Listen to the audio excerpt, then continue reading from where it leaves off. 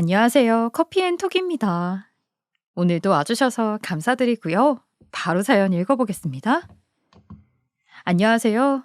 60대 중년 여자입니다. 언제나 평범하게 살고 있다고 생각했는데 어쩌면 모든 사람들의 삶에 평범함은 숙제와도 같은 거라는 생각이 들었어요. 저 역시 제 삶이 평탄하고 평범하길 바라며 그렇게 살았다는 것까지도요. 뜨겁게 사랑해서 연애를 했고 결혼도 했지만 찬물을 끼얹는 듯 차갑게 식어버린 뒤 우리에게 남은 것은 아무것도 없었어요. 제 남편은 대학병원 방사선과에서 근무하고 있던 기사였어요. 그 당시만 해도 참 좋은 직업, 전망 있는 직업이었죠. 저는 그런 남편이 너무 멋있었어요. 피아노 학원 선생님으로 있던 제게는 뭔가 남자답게 느껴졌달까요? 저는 남편과 너무도 잘 맞는 것이 많아 우리가 마치 운명인 것 같았어요. 속전속결로 연애, 결혼까지 하게 된 이유도 잘 맞아서라고 생각했고요. 하지만 모두 제 착각이었습니다.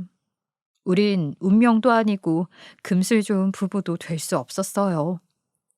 결혼하고 행복했던 기간은 대략 4년 정도가 다였어요. 신혼 짧게 보내고 아이가 태어나서 돌이 되었을 무렵까지 말이에요. 그 후부터 아이를 위해 참고 사는 부부였어요. 물론 남편은 경제적인 부분 외에는 아무것도 하지 않았고요. 남편은 하루가 다르게 우리 모녀에게 모질어졌어요. 그런데 그 이유를 나중에 알게 되었죠. 남편이 근무하던 대학병원에 레지던트와 눈이 맞았고 그 둘은 연애하게 되었다는 걸요. 병원 사람 중 그들의 관계를 모르는 사람이 없을 정도로 소문이 나 있었어요. 그러니 돌고 돌아 결국엔 제 귀에까지 그 소문이 들려왔던 겁니다. 실은 제 동생의 친구가 그 병원에서 영양사로 근무를 하고 있었거든요. 그러다 보니 남편의 소문을 듣게 될 수밖에 없었던 거예요. 그 친구는 어릴 적 제 동생이 집에 자주 데리고 오던 가깝게 지내던 친구였기에 제 결혼식까지 와서 축하해 주었어요. 그러니 저의 남편 얼굴을 당연히 알았고요. 처음 그런 소문이 돌았을 때는 그 친구는 믿지 않았다고 하더라고요. 아내도 있는 유부남이 참 이상한 소문이 다 난다 싶었다고 하더라고요. 그런데 나중에 그 친구가 일을 하다 손목이 다쳐 정형외과 진료를 받으러 갔다가 제 남편과 그 레지던트의 알콩달콩한 모습을 보고 말았어요. 그 친구는 제 동생에게 알리지 않고 곧장 제게 연락해 알려줬어요. 저는 동생에게 비밀로 해달라고 부탁을 하고 또 부탁했죠. 그리고 저는 자존심도 없이 그 모든 사실을 알고도 모른 척하며 지냈어요. 어떻게든 가정은 지키고 싶었거든요. 남편의 행동이 그저 지나가는 바람이길 바라면서 말이에요. 당시만 해도 이혼이 말처럼 쉬운 것도 아니었고 누구라도 쉽게 가정을 포기할 수는 없을 거예요. 하지만 남편의 외도를 알고도 모르는 척 지내는 게 너무도 어려운 일이었어요. 매 순간순간이 의심의 연속이고 그이가 밖에 나가는 것도 싫지만 집에 들어와 앉아 있는 것도 싫었어요. 집에 있는 남편을 보고 있으면 속이 뒤집혀서 오만 짜증이 다 나더라고요. 이렇게 가정을 지키기 위해 입을 꾹 닫고 살아가는 게 정말 맞는 건지 하는 의구심에 더욱 미칠 것 같았어요. 그나마 다행이었던 건 부딪힐 일이 많이 없었다는 것이었어요. 그저 그렇게 지낼 수 있었던 거죠. 그래서 남편이 어느 정도 방황을 마친 후면 다시 제자리로 돌아오겠지 하는 기대도 조금은 했었어요. 물론 남편이 출근해 있을 때는 매일을 몸 마려운 강아지 마냥 안절부절 못했고 미칠 것 같은 의구심에 꼭 죄라도 지은 것처럼 좌불안석인 날의 연속이었지만 그래도 남편의 불륜이 스치는 바람이길 바라고 또 바랐어요. 하지만 결국 제 입 밖으로 남편의 불륜에 관한 이야기를 하게 되는 날이 오더군요. 그날은 아이가 한밤중에 열이 펄펄 끓어 급히 응급실에 갔던 날이에요. 회식 자리가 있다며 늦을 거라고 말했던 남편은 그 늦은 시간까지 집에 오지 않았고 아이가 열이 높아 남편에게 연락을 했을 때도 그이는 제 전화를 받지 않았어요. 결국 급한 마음에 택시를 불러 저 혼자 아이를 안고 응급실까지 다녀왔어요. 그 응급실 병원은 남편이 근무하는 대학병원 응급실이었어요. 우리 집에서 가장 가까운 큰 병원이 바로 그곳이었거든요. 그런데 회식을 한다던 남편은 회식이 아니라 그 레지던트와 시간을 내고 단둘이 데이트 갔던 거라는 것을 알게 되었습니다. 저를 알아본 직원분들 중 제게 인사를 한 뒤 저를 지나쳐가면서 소곤대는 소리가 들려 알 수 있었어요. 그 사람들은 제가 방사선과 진 선생님 아내라며 자기 남편이 불륜을 저지르는 병원까지 와서 아이 진료를 보다니 불쌍하다며 그 상간녀가 오늘 데이트한다고 그렇게 자랑질을 하더니 바람 피느라 애 아픈 것도 모르는 거냐며 혀를 끌끌 차더군요. 그 이야기를 듣는데 얼마나 화가 나고 부끄럽고 망신스러웠는지 모릅니다. 제 아이 얼굴까지 먹칠을 한 것만 같아 절망스러운 감정마저 들었죠. 아이는 다행히도 단순 열감기라 처치를 받은 후 집으로 돌아갈 수 있었어요. 그곳에서 아이의 상태가 안 좋아 입원 제한이라도 받았다면 하는 생각이 들었는데 그 순간은 정말 아찔할 정도로 눈앞이 캄캄하더군요. 남편은 그날 끝내는 집에 들어오지 않았어요. 아침에 일어나 보니 남편에게 문자 하나 딸랑 와 있더군요. 회식을 마치고 숙직실에서 잠을 잤다고요. 그리고 나중에 제게 남편이 전화를 걸어왔지만 저는 받지 않았습니다. 남편은 퇴근 후 곧장 집으로 와서는 제게 아이가 아팠었느냐고 묻더군요. 저는 그런 남편을 보자 눈이 뒤집혔고 결국 남편의 머리끄덩이를 잡고 난리를 쳐댔어요. 당장 그 여자랑 헤어지라고 길길이 날뛰었죠. 네가 제정신이 있는 거야 없는 거야? 이 어린 자식을 두고 병원에서랑 바람이다? 내가 언제까지 모를 줄 알았니? 네 그 구린 행동을 언제까지 숨기면서 즐겨 먹을 생각이었냐고. 당신 그게 무슨 소리야? 어디서 무슨 말을 들었는지 모르겠지만 아니야, 오해야. 뭐? 오해? 애가 열이 펄펄 끓어서 병원에 갔더니 거기 간호사가 나 알아보고 그러더라. 남편은 불륜녀랑 데이트 갔는데 아내인 나는 남편이 불륜 저지르는 병원에 아무것도 모르고 와서 아이 진료를 본다고. 이래도 아니야? 이래도 오해라고? 병원에 너희 그 더러운 불륜 커플 소문 다 났잖아. 이미 숨길 수 없을 정도로 파다하게 다 났다고. 무슨 소리야? 나는 어제 분명 회식 다녀온다고 미리 당신한테 연락까지 했잖아. 연락이 안 된 건 너무 미안한데 그래도 그런 말도 안 되는 소리를? 회식 같은 소리 하네. 당신이 말하는 그 회식 없었다는 거 내가 다 확인했는데 무슨 소리야. 거짓말로 둘러댈 생각 집어치워. 당장 헤어져. 그 여자랑 당장 끝내라고.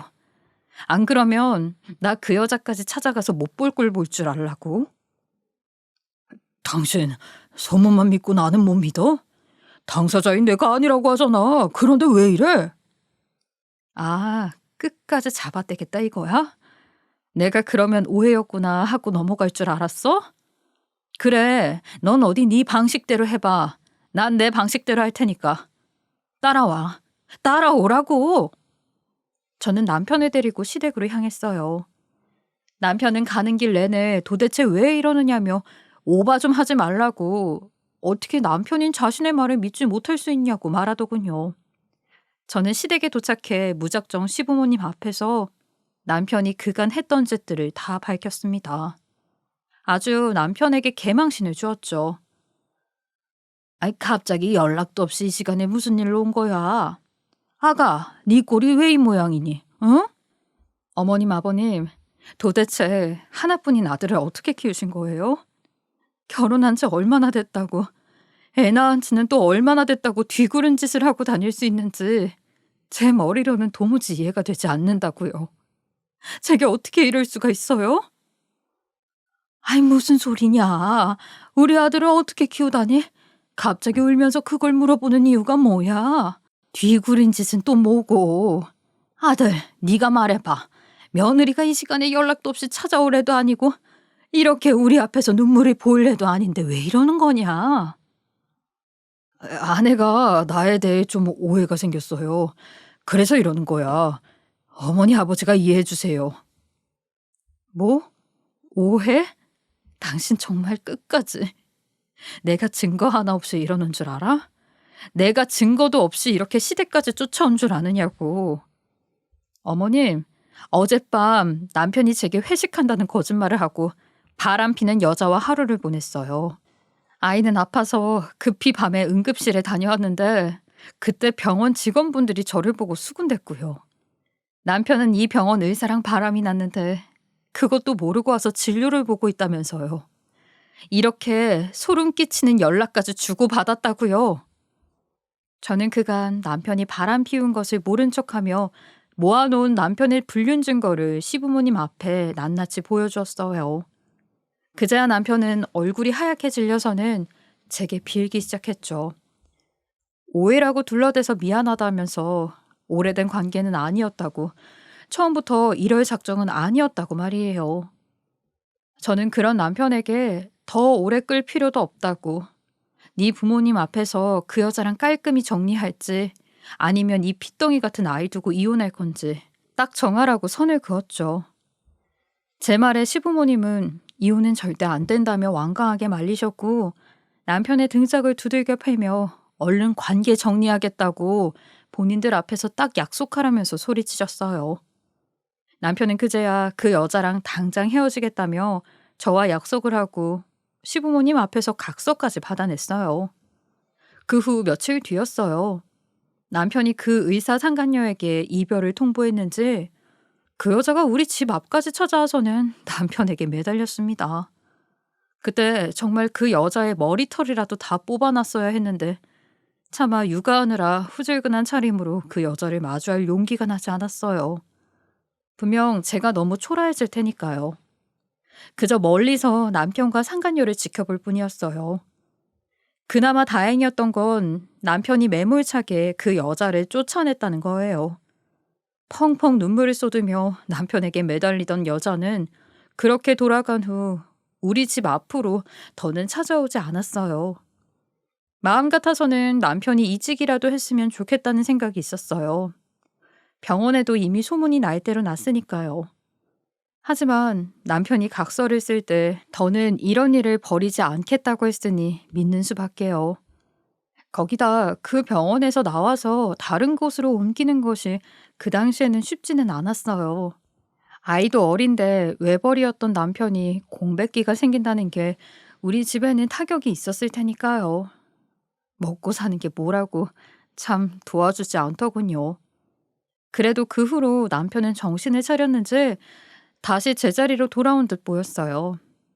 아이를 낳기 전처럼 저를 대해주었고 가정에도 꽤 충실한 면모를 보였고요. 제 아이에게도 많이 노력하는 모습이 보였어요. 네, 그 일을 겪은 뒤 남편은 다정한 남편, 다정한 아빠가 되었어요. 아이가 자라는 동안에도 남편의 이런 모습은 변함없었어요. 이런 일이 있었던 줄 모르는 사람들은 애가 꽤 컸는데도 꼭 신혼 같다며 남편이 많이 가정적이라 좋겠다는 칭찬까지 해줄 정도였죠. 저도 예전의 일이 까마득해질 정도로 남편의 노력에 마음이 풀렸어요.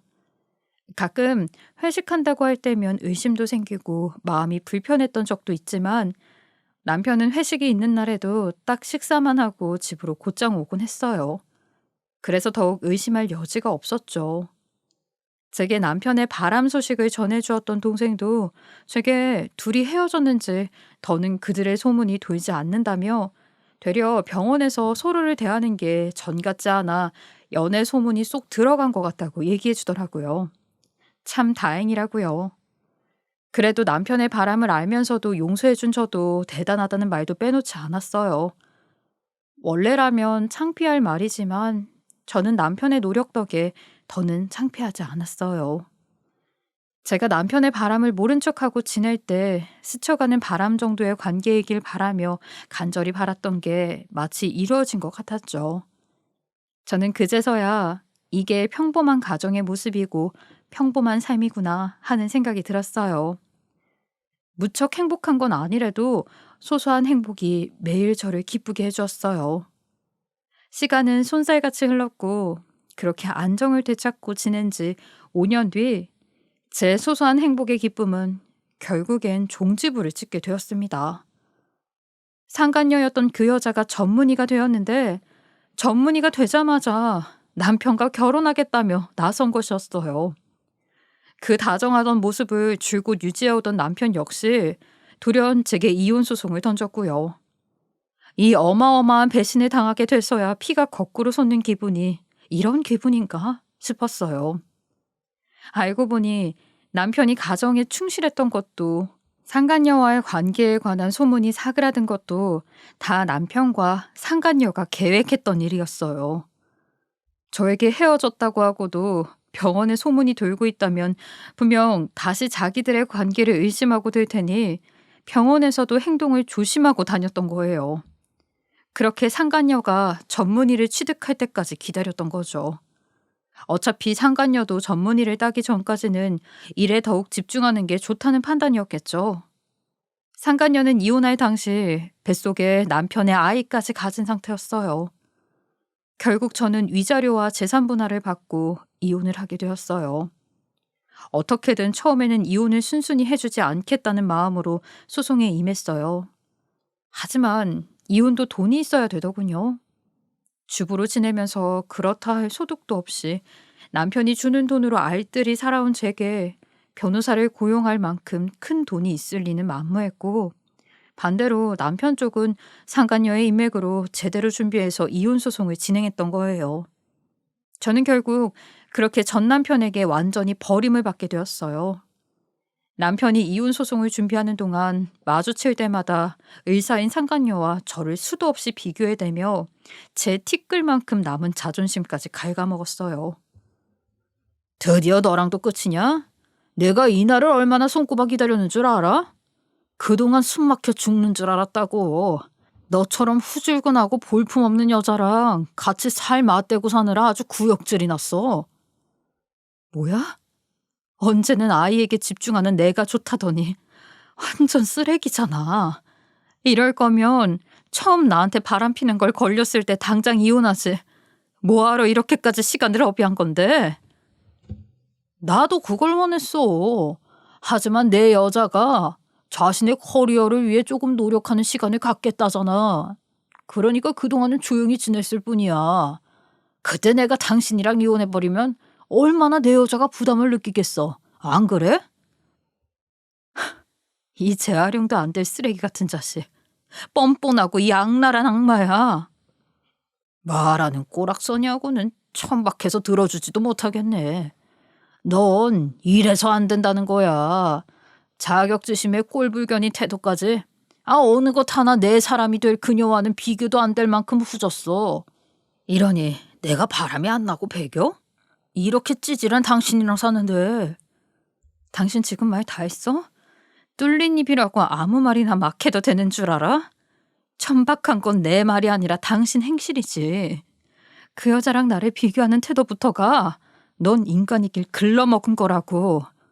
후진 건 내가 아니라 유부남이랑 눈이 맞은 그 여자고 말이야. 너 말 조심해. 우리를 모욕하지 말라고. 네 그 구줄구줄하면 개나 줘버려. 쥐뿔도 능력도 없는 하찮은 주제. 능력 출중하고 매력 철천 넘치는 그 여자를 네 따위가 뭔데 욕하냐고. 네가 나 아니면 사랑구실이나 알 수 있었겠냐? 내가 그래도 같이 살아줬으니까 이 정도였던 거지. 이제 어쩌냐? 네 힘으로 혼자 얼마나 찌질하게 살지 안 봐도 눈에 훤한데. 조정기간 동안 그 여자가 자신의 아이를 임신했다는 이유로 집에는 잘 찾아오지도 않던 전 남편은 어쩌다 집에 와서 제 속을 다 뒤집어 놨고 우리 딸아이는 안중에도 없는 행동까지 서슴지 않았어요. 하지만 그런 사람임에도 제가 경제력이 없다는 이유로 전 남편에게 양육권까지 빼앗겼어요. 양육권마저 빼앗겼을 때는 정말 살고 싶지가 않았어요. 하지만 이혼 후 저는 양육권을 되찾기 위해 피나는 노력을 하면서 지냈어요. 어떻게든 제 아이만은 제 손으로 길러야 한다는 생각만이 제가 이혼 후 지낼 수 있게 해준 원동력이 되었거든요. 저는 이혼 후에 경제력을 갖추기 위해 정말 안 해본 일이 없었어요. 투잡은 기본이었고 살면서 그렇게까지 안 해본 공부도 코피가 터질 정도로 매일같이 잠을 아껴가며 그렇게 살았어요. 그때만 해도 제가 할 수 있는 일은 식당 잡일이나 홀 일이었어요. 그 일을 하며 돈을 모으면서 공부에 매진했어요. 3년이라는 기간 동안 정말 빡세게 일을 하면서 돈을 많이 벌 수 있는 직업을 고르고 또 그 직업을 얻기 위해 노력했어요. 제가 선택한 일은 사회복지사였습니다. 다행히 제가 일하면서 알게 된 분들의 도움을 많이 받을 수 있었어요. 당시 사회복지사가 돈을 엄청 잘 번다고는 하지 못해도 어느 정도 전문직이기도 하고 벌이에 대한 걱정은 안 할 수 있었거든요. 그렇게 저는 이혼 후 3년이라는 시간 동안 딸의 얼굴 한번 보지 못한 채 죽어라 돈을 벌며 하루빨리 딸을 데리러 오기 위해 힘썼어요. 바쁘게 메일을 보내다 보니 시간은 금방 흐르더군요. 그렇게 기다리고 기다렸던 3년이란 시간이 흘렀고 저는 드디어 딸아이를 만나러 갔어요. 아이의 초등학교로 말이죠. 당시 딸은 초등학교 3학년, 딱 10살이었어요. 아이의 학교 앞에서 하염없이 아이를 기다리다 보니 아이들이 하나둘 나오기 시작하더군요.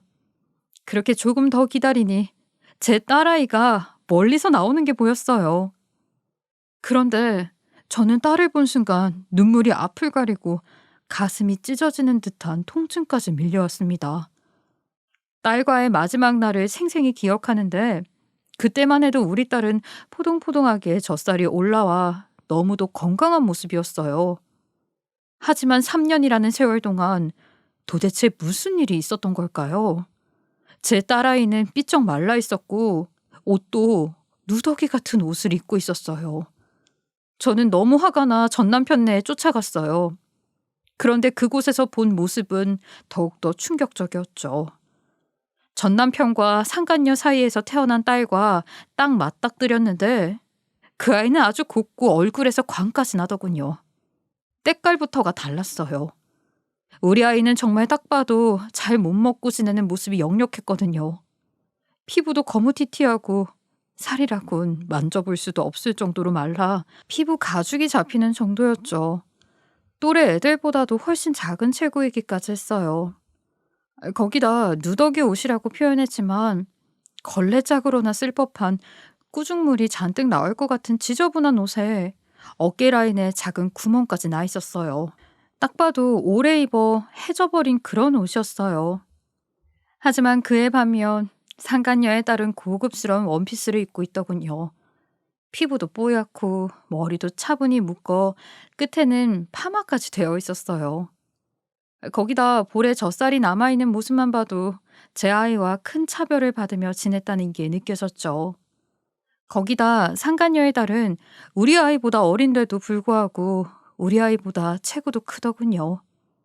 딱 봐도 부모 사랑 듬뿍 받으며 부족함 없이 자란 아이의 티가 팍팍 묻어났어요.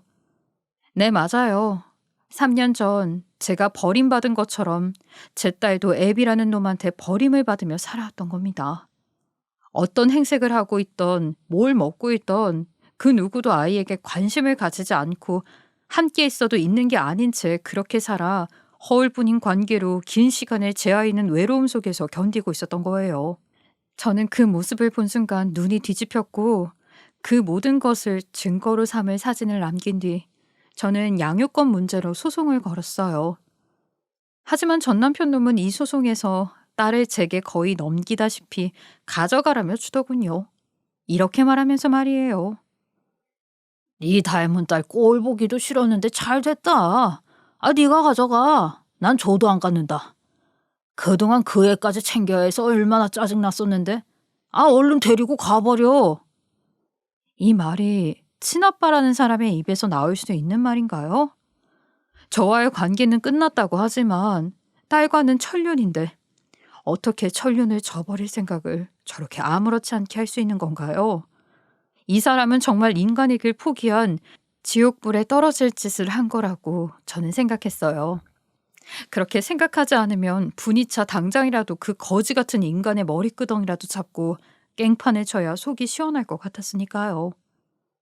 저는 아이를 데리고 오는 날 딸을 붙잡고는 무릎까지 꿇으며 미안하다고 사죄했어요.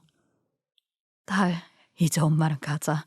엄마랑 가서 우리 둘이 오순도순 그렇게 지내자. 알았지? 엄마랑 지낼래, 나. 엄마가 날 찾아와줘서 너무 기쁘고 가슴이 벅차. 이제 외롭지 않아도 된다고 생각하니까 너무 안심이 돼. 엄마가 미안해. 널 만나기 위해 열심히 노력하다 보니 시간이 오래 걸려버렸어.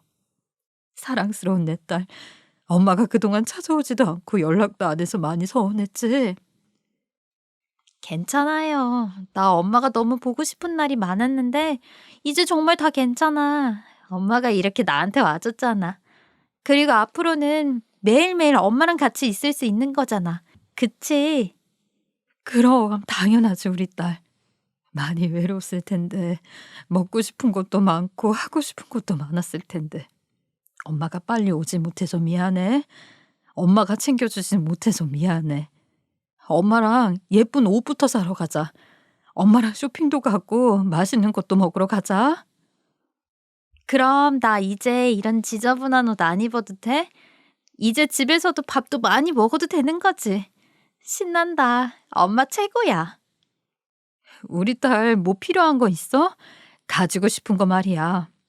엄마가 3년 동안 못 해준 거 다 해줄게. 그리고 앞으로도 쭉 너 성인이 돼서 또 시집 가기 전까지 엄마랑 꼭 붙어 있자. 우리 딸, 엄마의 하나뿐인 딸, 미안하고 고맙고 사랑해. 저는 이날 딸을 위해 제 한 몸 다 바쳐 한평생을 살겠다고 다짐했어요. 그리고 그 다짐대로 정말 24시간이 모자랄 만큼 열심히 살았죠.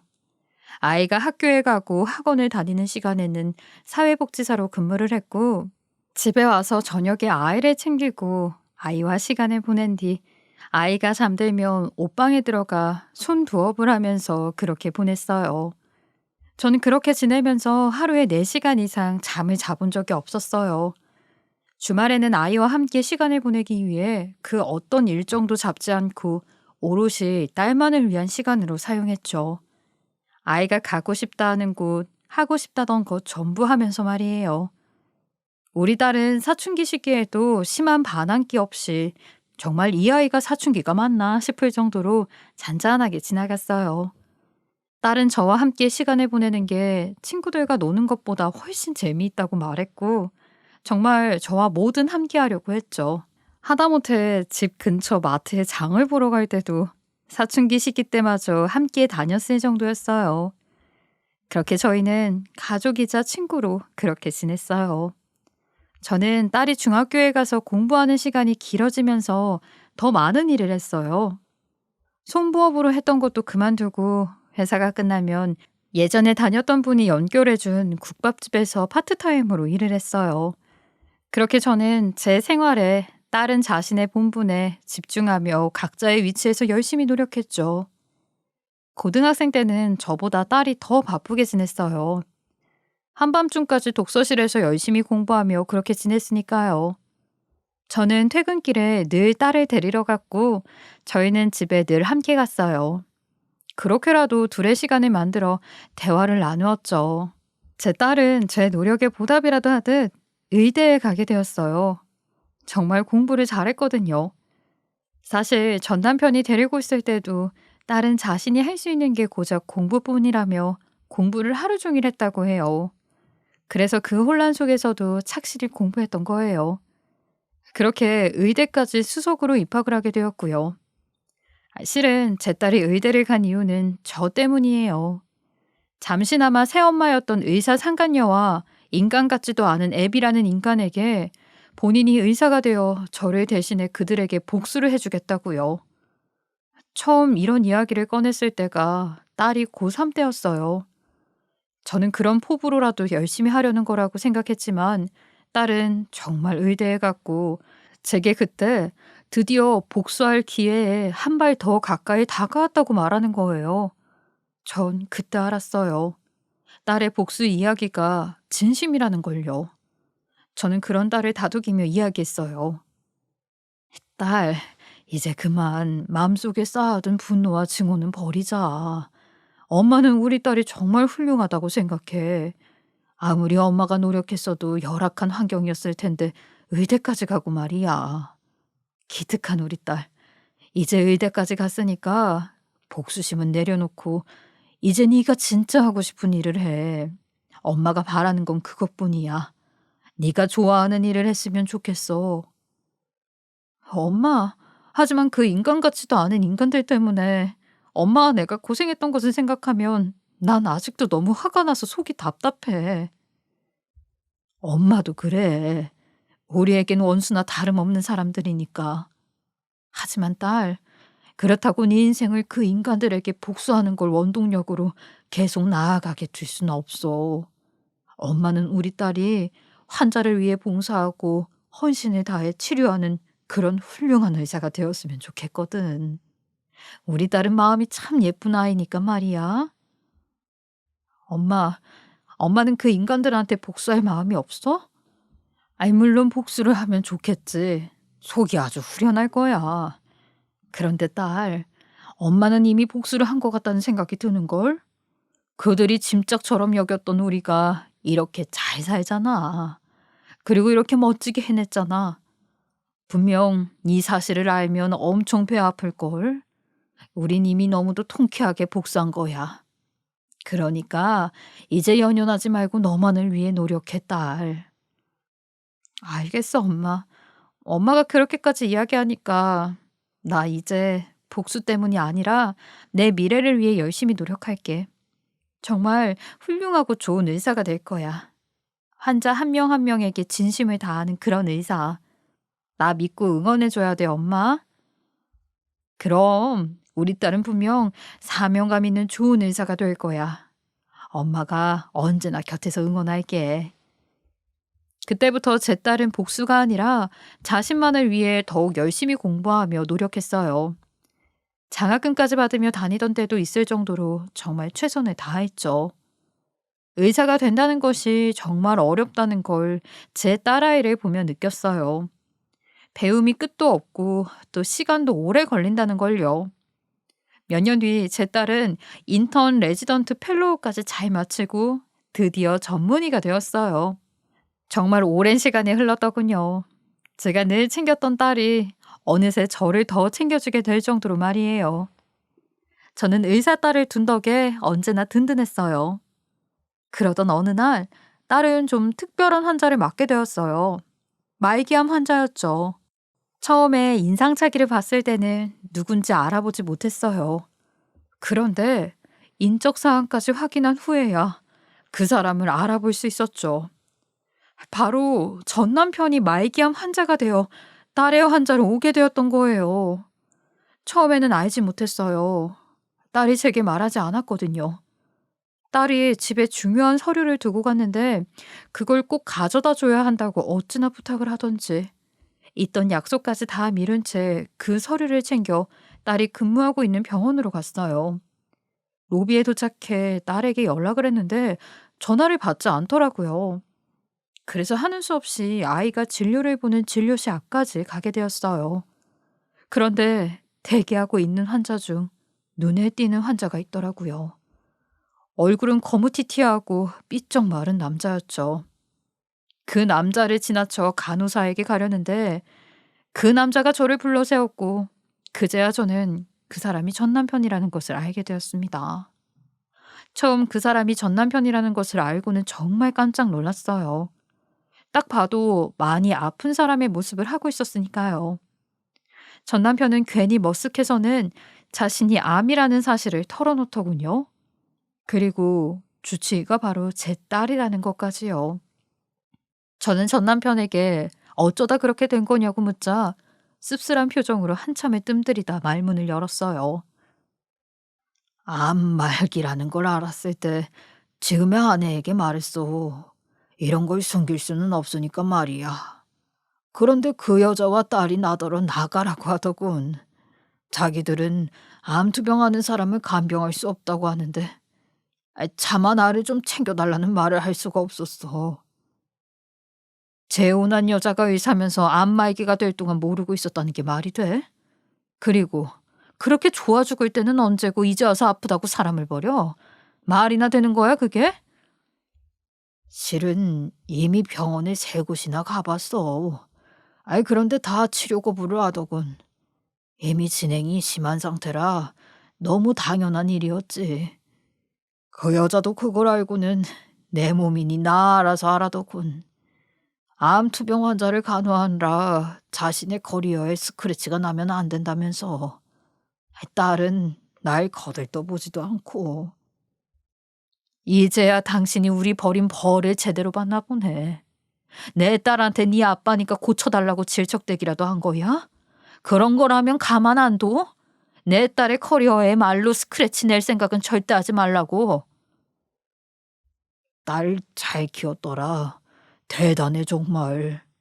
다른 곳에서 치료 거부를 받은 나를 받아주더군. 이제 알 것 같아. 어떤 그릇의 사람이 의사라는 직업을 가져야 하는지 말이야.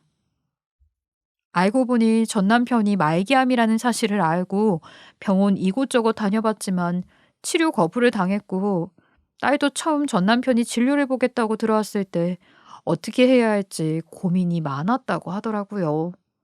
하지만 딸은 의사는 환자를 거부할 수 없다는 그 사명감으로 전 남편의 항암 치료를 시작하게 되었다고 해요.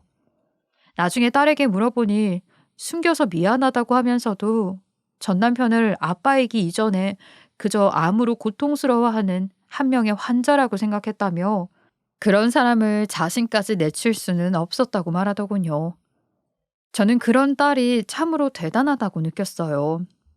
만약 저라면 전 남편에게 소금이든 물이든 한 바가지 부으며 당장 나가라고 난리를 쳤을 텐데 말이에요. 그날은 전 남편이 입원을 하기 위해 왔던 날이더군요. 전 남편은 입원 수속을 밟은 뒤 저와 딸을 찾아왔어요. 그리고는 저희를 버렸던 지난날을 사죄하더군요. 제 딸의 손을 붙잡고는 애비가 애비답지 못해 미안했다며, 버린 자식에게 이렇게 도움을 받게 될 줄도 모르고 자신이 너무 어리석었다고 말했어요. 저와 딸은 그런 전 남편의 말에 아무 대꾸도 하지 않았죠. 그러자 말을 더 잇더군요. 제게도 그 상간녀와 비교를 하며 상처를 줬던 것이 이제야 마음에 걸린다고요. 아파 보니 조강지처만한 사람이 없었더라며 그동안 자신이 우리에게 저지른 잘못으로 이렇게 벌받게 되니 이제야 새삼 자신이 어떤 짓을 저질렀는지 알겠다고 말하더군요. 그러면서 자신을 많이 원망했을 저와 딸에게 사죄를 할 수 있는 기회가 생겨 참 다행이라는 말도 빼놓지 않았어요. 그 후로 저는 딸아이의 병원에 찾아간 적이 없습니다. 여전히 가슴에 너무 깊은 상처였기에 아프다는 전 남편을 우연이라도 마주치고 싶지 않더군요. 딸에게는 넓은 아량을 베푼 것처럼 이야기했지만 실은 아니었나 봅니다. 되려 딸이 넓은 아량을 전 남편에게 베풀었던 거예요. 나중에 딸을 통해 전한 이야기로는 매일 회진을 갈 때마다 그렇게 뭘 챙겨준다고 하더라고요. 긴 세월 못 챙겨준 걸 그렇게라도 챙겨주고 싶다면서요. 전 남편이 입원해 있는 동안 상간녀와 그 여자의 딸은 단 한 번도 병문안조차 오지 않았다고 해요. 딸이 상간녀와 그 여자의 딸을 본 건 전 남편이 운명을 달리한 후였다고 해요. 주치의로서 장례식장에 참석했는데 그때 처음으로 봤다더군요. 상간녀와 그 여자의 딸은 눈물 짓는 모습조차 없었고 자신의 지인들과 아무 날도 아닌 것처럼 그렇게 수다를 떨어댔다고 해요.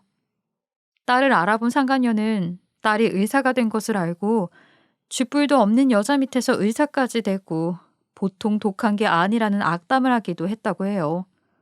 하지만 딸은 그런 상간녀에게 화를 내기는커녕 여유 있는 모습으로 말하고 나왔다고 해요. 그러게요. 보통 독한 게 아니니 당신네들 밑에서 그렇게 꿋꿋이 버텼죠. 당신들 나한테 평생 고마워해야 돼요.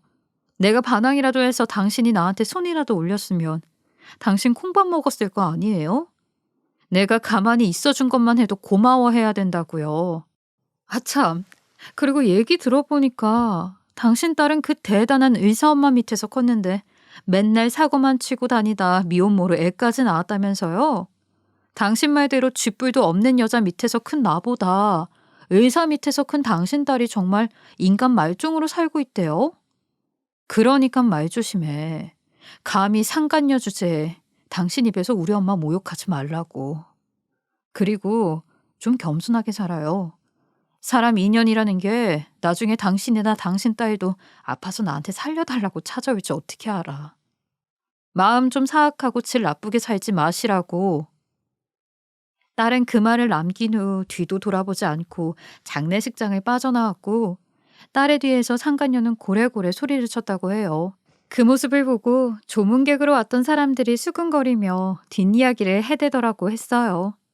딸은 나중에 제게 연락해 그런 일이 있었다며 이야기해 주는데 이제야 자기식으로 복수를 마친 것 같다며 속이 다 후련하다고. 이제 우리 둘만 건강하고 행복하게 지내자고 말하는데 왠지 저도 통쾌한 기분이 들더라고요. 살면서 인생에 정말 원수보다 더 원수 같은 존재들이 한 번쯤은 나타나더군요. 저와 딸의 인생에서 꽤 오래도록 저희를 괴롭히던 원수들은 그렇게 끝이 났습니다. 참 힘든 날도 많았고 포기하고 싶은 날은 더더욱 많았지만 딸이 제게 기인이 되어 이제는 행복한 날들만 선물해 주려나 봅니다. 우리 딸은 아직 청춘이기에 많은 시련이 찾아오겠지만 그때마다 제가 엄마로서 큰 힘이 되면 하는 바람을 가져봅니다. 딸 팔자는 엄마를 닮는다는데 그 말은 다 추문에 불과한 말인 듯 하네요. 우리 딸은 이미 충분히 잘 나가는 중이니까 말이에요.